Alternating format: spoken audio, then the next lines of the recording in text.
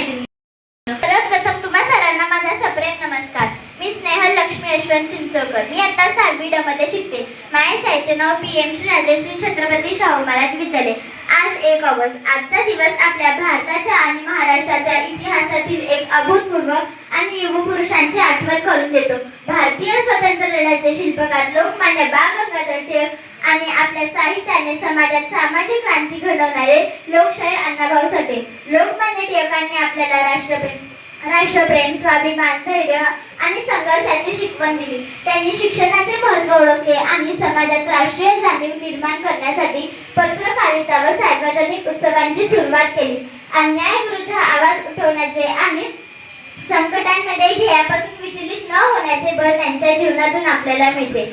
आजच्या तरुण पिढीने लोकमान्य टिळकांकडून ध्येय मोठे ठेवा, प्रामाणिकपणे कष्ट करा, अडचणी आल्या तरी हार मानू नका, मोबाईल, सोशल मीडिया, मनोरंजनाच्या आहारी जाऊ नका, ज्ञान, कौशल्य आणि देशासाठी काहीतरी करण्याची जिद्द आत्मसात करा. दुसरीकडे लोकशाहीर अण्णाभाऊ साठे यांनी अत्यंत प्रतिकूल परिस्थितीत संघर्ष करत पुढे येत आपल्या लेखणीतून, आपल्या साहित्यातून समाजातील वंचित, कष्टकरी आणि उपेक्षित यांच्या जीवनाला आवाज दिला.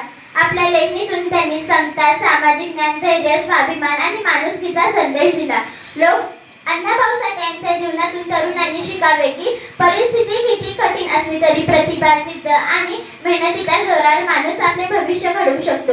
आपल्या कर्तृत्वावर विश्वास ठेवून पुढे जाणे हेच त्यांच्या जीवनातून मिळालेले महत्त्वाचे संदेश. मित्रांनो, टिळकांनी आपल्याला राष्ट्रप्रेमाची ज्योत दिली तर अण्णाभाऊंनी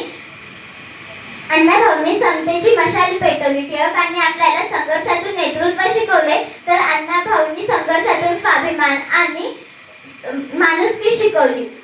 आजच्या तरुण पिढीने या दोन्ही महान व्यक्तिमत्वांकडून